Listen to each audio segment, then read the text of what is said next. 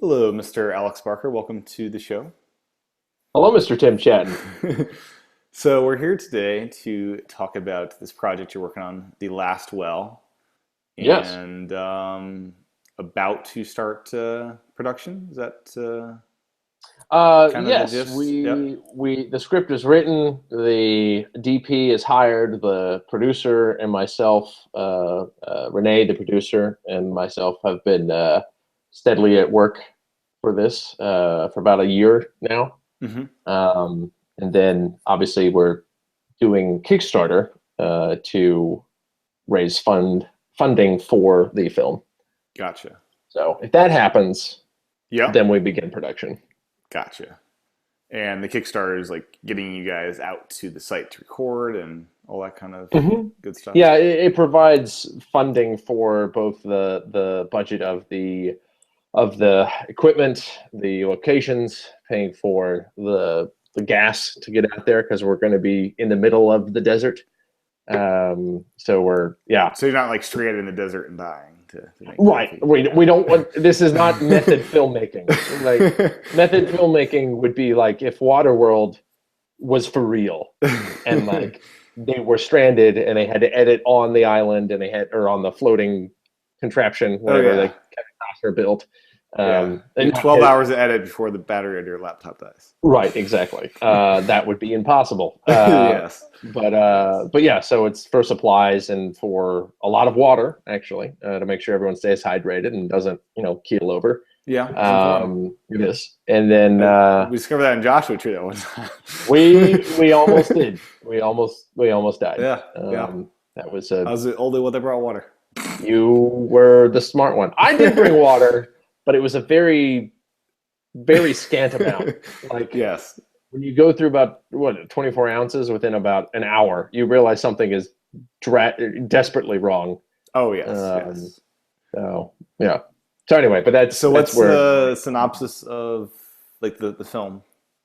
the synopsis in a nutshell is two brothers are trekking across this barren desert, and they have a single well bucket, Okay. and they're looking for a well that has not run dry. Hmm. And if they find this well with the water, they will use the water to bring back to their dying mother to save her. Okay. That's the story. Very cool. Um, and they meet a. Simple, straightforward. It is the one cool. The two cool things I should say about this is that they meet a stranger along the way, and how they interact with that stranger basically determines the fate of not just the brothers but of the entire family. Hmm. So yeah, Okay. the other cool factor of it potentially is the fact that there are only two words of dialogue throughout the entire course of the movie. So Curious. it is not a silent film No, per two se. words. Two words. It And they is meet not a a stranger. yes. Is that one of So the words? Maybe. Oh, okay. Curious. that's where the surprise comes in. Yeah. So the For a the second, I thought you might do diverging timelines of if they treated the stranger good and bad and stuff.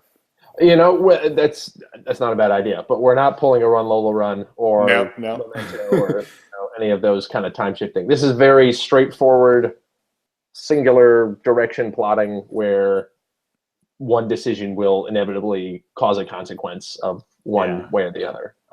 Very cool.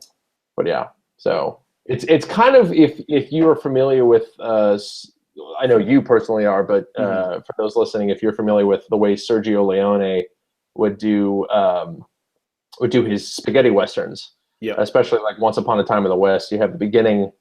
It's like I guess like a 7 minute sequence in which there is no dialogue and you just see the action being pushed by sound and Hmm. image and not quite music in that particular scene, but it's mostly sound and image kind of working together to push the story forward. Yeah. That's kind of the method of what we're doing with Last Will. Okay. Awesome. So it's a challenge, but Yeah. It takes exciting more of an challenge. actor to not speak. Yes, and you'd be surprised how many great actors are out there that you could do that with, in terms of like you look at Meryl Streep, you Mm-hmm. look at Brad Pitt, you look at Jessica Chastain, all these great actors and actresses. If you watch them, it's all in their eyes. Yeah. It's not. I mean, obviously, like Meryl Streep could pull any accent possible, basically. But it's more about watching the way that they process Mm-hmm. the scene. Yeah. Um, Tom Hanks was commenting on one of the Toy Story extras I was watching this weekend. oh How yeah, all these brilliant moments of silence and the acting his character was doing. It's like that wasn't me doing yeah, the good acting yeah, there. yeah. I mean, Yeah. and I mean, even in Castaway, speaking of Tom Hanks, Oh you yeah. look at the way Castaway interacts, where it's mostly just him Mm-hmm. and a Wilson volleyball. Yeah. But how they interplay it, it feels like dialogue. Mm-hmm. It's internal dialogue. So that's the idea of what we're doing. Mainly because I'm very interested in visual cinematic storytelling to drive a story Yeah. forward, because movies are naturally a visual based medium, Yeah. um, Absolutely. which is why like dialogue heavy movies are often very boring. Yeah. They're either Unless really good or really bad. yes, Depends who's that writing yeah, it. yeah, Yeah. because Aaron Aaron Sorkin Sorkin. knows how to write. There Yep, we go. yep, yep. Yeah. There we go. And there's a lot of great screwball comedies. My wife and I were watching His Girl Friday a couple of months ago, and I never seen it. It was directed in the 40s, I think. Mm-hmm. But that one was just mile a mile a minute in terms of Yeah. how many words that they would. Tarantino Uh, can write a decent script as well. yes, Yeah. yeah, and again, dialogue Yeah. heavy is great. Or it can just go south really quickly. Mm-hmm. Yeah. Um, and I just kind of wanted to get down to the basics of like what visual storytelling is. Now you Um, mentioned music when propel the beginning. Does it have that parts to play?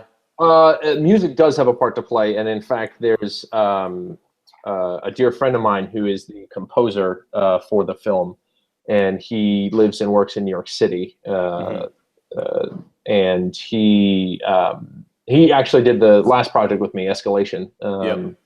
So we're talking about the whole process of, I guess, dialogue of when is it appropriate to put music here? Is it Mm-hmm. appropriate to put music there? Um, when is it more, I guess, appropriate for silence? Kind of like Jaws. Yeah. Remember in Jaws when the fake fin scene, when the kids put on the fake fin and freak everybody out. Mm-hmm. Yep. What I found that was so brilliant about that scene is the fact that John Williams preps you by not having the music in it at all. And then the second the real shark shows up, you hear Yeah. the 'Cause sound. that is Jaws. Yeah, Yeah. and it's like even before you know what's about to happen, you know something isn't quite right, Mm-hmm. because you're not hearing the motif of the theme Yeah. of the shark. Um, but that was a brilliant move to help further that particular part of the story. So that's something we're learning and talking about to a bigger degree. Um, but yeah, his stuff is amazing. Not just as like a film composer, but as like a classical guy. Like if you look Mm-hmm. at his SoundCloud, it's on the website. His SoundCloud options that you can listen to. It's very beyond me. Yes. Um, So it's not a western, is it? no, Like your description doesn't sound like a western. no, it's more like a post-apocalyptic survival drama. Okay. Yeah. But instead of focusing on the post-apocalyptic part of it, like everything's going crazy and nuclear winter, it's more of a using that problem of survival, but Mm-hmm. coupling it with like a fable or parable kind of feeling, to where it feels like a timeless tale, almost the way like the Aesop fables Yeah. would be. Um, So that's the idea. It's kind of a blend of the two. Now, my memory may be a little bit hazy, but this may be a spoiler for Escalation. Is this a sequel to Escalation in any Oh way? no Okay. no no. This is not the aftermath of Switzerland. The Pixar theory, you know? And I like that though. I Yeah. like that. No, Yeah. and for those of you who haven't seen it, which is many because it has yet to be publicly released, it's all about the story of conflict and how what if America went to nuclear war with the most obvious answer possible being Switzerland. Naturally. Yeah. Naturally. That would happen when Trump takes office. Oh gosh, if it We'll just blow up all the countries. we're not going to talk about that. No, that could be bad rabbit. That'd be bad, very bad. But anyway, so it ends. There's some fun little twists and turns along the end, but it's just the story of what if things went really wrong simply because people didn't talk to each other, and which I find ironic given the political scene now, where I feel like we're literally electing fifth graders. Like I feel like I love watching some of the debates option. where they're asked questions, they say nothing to answer it. They just it's talk just about whatever they want. Yeah. It's roundabout. You're just going in circles. Yeah. It's going in circles. So, anywho, but enough of that. Yep. But yes, So it is not. Yep. It is not a sequel to Escalation in any way, shape, or form. Okay. So 12 days ago for the Kickstarter here. Yep, 12 days ago. And I'm not sure if it's worth going over like some of the different rewards I'm not sure the reward's the right term, but the perks? Yeah, the perks. Yeah. Sure. Yeah, we can talk about perks for those interested. I think one thing actually that would be helpful. I've realized a lot of questions that come up with people who are interested in this project, but aren't exactly like on board with the whole like Kickstarter idea. Like, what's the point of Kickstarter? Because right. Why not pay money to make a movie yourself? The perks are kind of an additional incentive to just say, look, like if you give X amount, like you'll get these fun things. Like Tim, you're looking at it. Yeah. What would be something on those incentive lists that you think would be a lot of fun to have as a keepsake in your mind? Well, movie poster is obvious because my walls are kind of barren right now. There you go. Okay, yeah, I can see on that corner to your left. It looks like a good place. Yeah, potentially. Pretty nice. Okay, cool. Let's see. I mean, a copy of the movie is definitely good. Oh yeah, that's always the essential keepsake. And of course, the best one that would be dinner with yourself, obviously. Hey, if you want to invest in that kind of thing, you either Tim or you listening and have dinner with myself, I guarantee you I will be the best possible dinner host. I guess dinner host. Yeah, dinner host as I can be. It is. I will say, in terms of meals and conversation, I love those two things. And yeah, like if that's part of somebody's interest in being a part of this kind of project to that degree, that dinner will be extraordinary.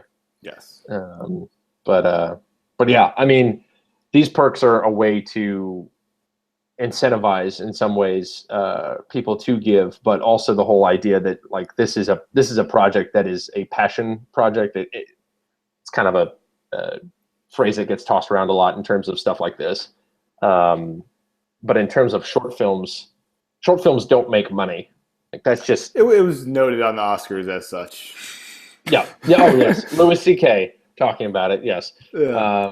And that's frankly, I've begun to accept the fact that yes, it won't make money, and yes, that is okay, because the purpose of a short film is more of it's like a appetizer. Yep. Like it whets your appetite for another short film or before a feature. Like if you Pixar think about did a bunch of short films before exactly their first feature, and like traditionally in the old days of the golden age of cinema, before you'd sit down and watch Gone with the Wind and Wizard of Oz for what, 5 cents, something like 5 cents, a nickel. Very good price.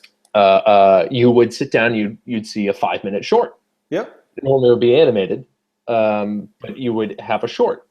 And I've always loved the idea that you can give a singular idea, a singular emotional response, or some kind of fun, like imaginative, like, oh, I never thought of that. And you can do it in such an awesomely condensed form that you remember it, and it doesn't take that much. It doesn't take that much of your time. Yeah. Like if you I don't know, if you go online to Vimeo or YouTube, they got whole hosts of short film channels. And it seems like we would be in the prime era of short film watchers, right? With the whole YouTube and Vimeo. I mean, I think it's one of those things where it really does lend itself to a more, like, it's a great way to understand each other as people, as human beings, and cross-culturally, where you can watch something from Croatia as an American, and there's going to be some kind of nugget that you can take back and say, okay, I see you in some way that I had never considered. Yeah. Even if you don't know the language, the emotional context is probably portrayed in a good short film. Right, which is exactly the reason why we don't have dialogue. Or that's an additional reason. Right, yeah. Two words. Yes. And because of that, which is something that I'm personally really excited about, is that if we have this thing made, it can be played anywhere.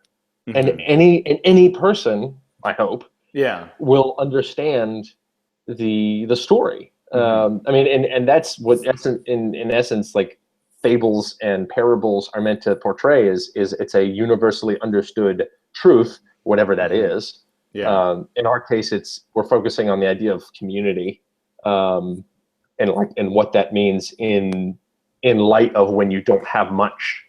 You know, what do you have to give? Like, is it worth it? What's the risk? What's the reward? That kind of thing. Yeah. But the idea is that most anybody who sees this will be able to understand it. So that's something we're really excited about. Well, cool. Yeah. Anything else you want to mention? I guess just to say that it's one of those.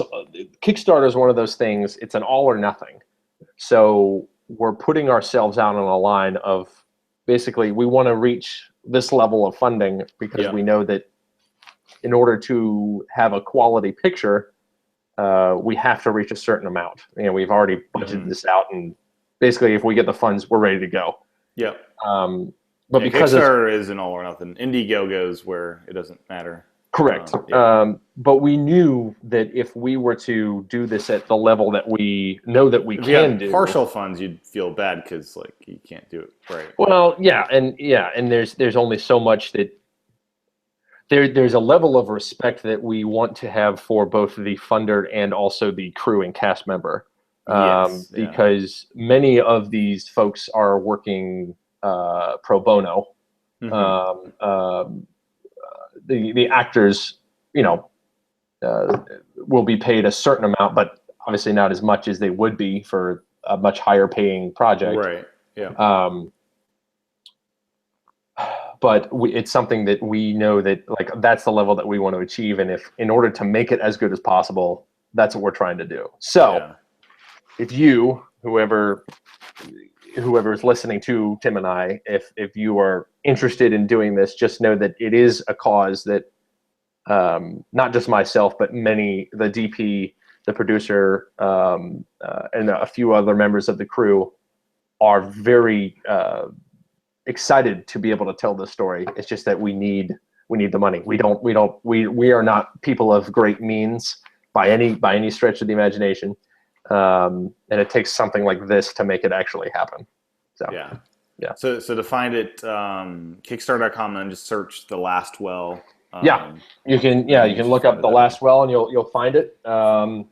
And you'll have a cool pitch video, the whole spread. My wife was the Kickstarter manager for the entire thing, and Caroline did a great job. It is. Yeah, take a look. Don't take my word for it. Take a look. Yep. Excellent. But yeah. And it'll be linked in this video and in the audio. Yeah. So awesome. Yep, cool. Right. Thank you, Tim. Yep. Thank you, Mr. Alex Barker. And is that handle a Twitter handle as well for the project? Yes. Or? Twitter handle is at the Lastwell Movie. Is Check it just that out. at Lastwell Movie? No. It is. Oh, wait a minute. There's no the in your. You're right. There is no the. Is that a typo? No. This is what I wrote was correct. What I said was incorrect. So let me re-say that. At Lastwell Movie. Excellent. Cool. Well, thank you, Mr. Barker. Thank you, Mr. Chad. We will chat again later, I'm sure. Looking forward to it. Okay. Bye. Bye.